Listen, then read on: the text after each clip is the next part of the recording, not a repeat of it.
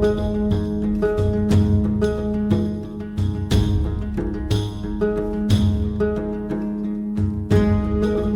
Janotus de Bragmardo fut envoyé auprès de Gargantua pour récupérer les grosses cloches.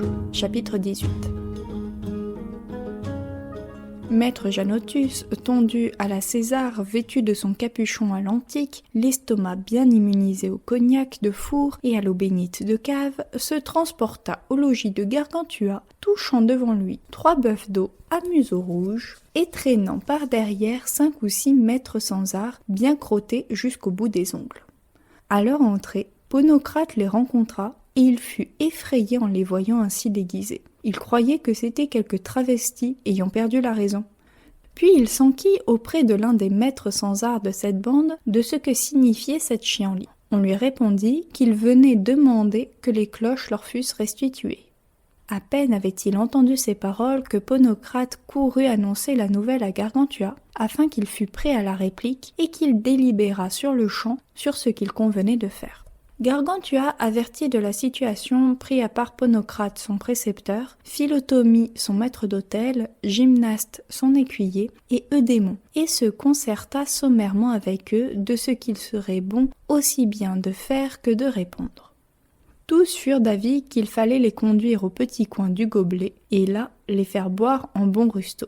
Et pour que ce tousseux ne tirât pas une vaine gloire d'avoir fait rendre les cloches sur son intervention, pendant qu'il chopinerait, on fera appeler le prévôt de la ville, le recteur de la faculté, le vicaire de l'église, auquel on remettrait les cloches avant que le sophiste n'ait exposé sa requête. Après quoi, les autres étant présents, on écouterait sa belle harangue. Ainsi fut fait, et, une fois les susdits arrivés, on introduisit le sophiste en pleine salle, et il commença comme suit, tout en toussant.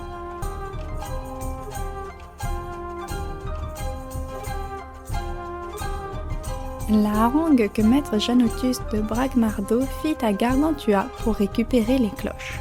Chapitre 19. Bonjour monsieur, bonjour et à vous aussi messieurs.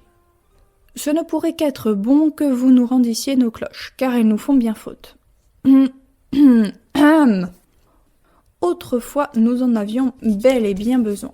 Autrefois, nous en avions bel et bien refusé une belle somme à ceux de Londres près de Cahors, et pareillement à ceux de Bordeaux en Brie, qui voulaient les acheter pour la substantifique qualité de la complexion élémentaire qui est intronifiquée en la terrestrité de leur nature intrinsèque, pour écarter les brumes et les tourbillons de nos vignes.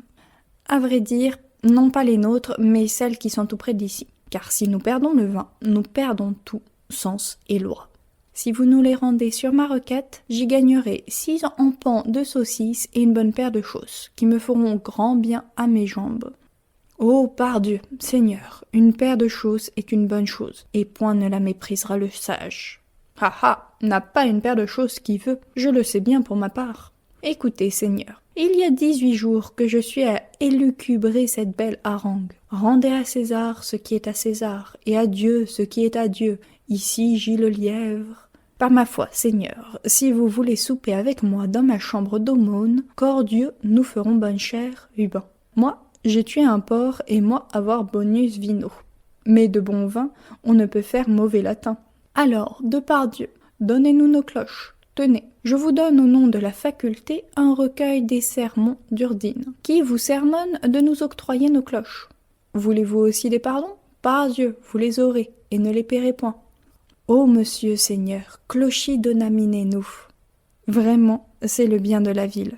Tout le monde s'en sert. Si votre jument s'en trouve bien, notre faculté aussi, laquelle a été comparée aux juments sans esprit et faite semblable à celle-ci. C'est dans je ne sais plus quel psaume. Je l'avais pourtant bien noté sur mon papier, et l'argument massu, c'est le fin du fin.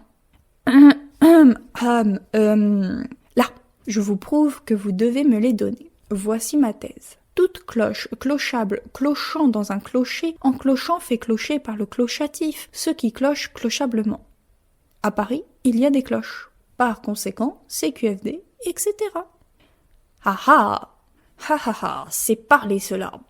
C'est dans la 3e section de la première partie, en Darius ou ailleurs, par mon âme. J'ai vu le temps où je faisais monts et merveilles en argumentant. Mais à présent je ne fais plus que radoter, et il ne me faut plus désormais que bon vin, bon lit, le dos au feu, le ventre contre la table, et une écuelle bien profonde. Ah Seigneur, je vous en prie, au nom du Père, du Fils et du Saint-Esprit, Amen, rendez-nous nos cloches, et Dieu vous garde de mal, et Notre-Dame de santé, qui vit et règne dans tous les siècles des siècles. Amen. Mais en vérité, attendu que sans doute par Pollux, hors Nicard, puisqu'en effet mon Dieu, ma foi, une ville sans cloche est comme un aveugle sans bâton, un âne sans croupière et une vache sans clochette, jusqu'à ce que vous nous les ayez rendus, nous ne cesserons de crier après vous comme un aveugle qui a perdu son bâton, de braire comme un âne sans croupière et de beugler comme une vache sans clarine. Un quidam latiniste, demeurant près de l'Hôtel-Dieu, a dit un jour, alléguant l'autorité d'un certain tampon, je me trompe, je voulais dire Pontan, poète profane, qu'il aurait voulu qu'elle fût sans plume, avec pour battant une queue de renard, parce qu'elle lui donnait la colique aux tripes du cerveau quand il composait ses vers carminiformes.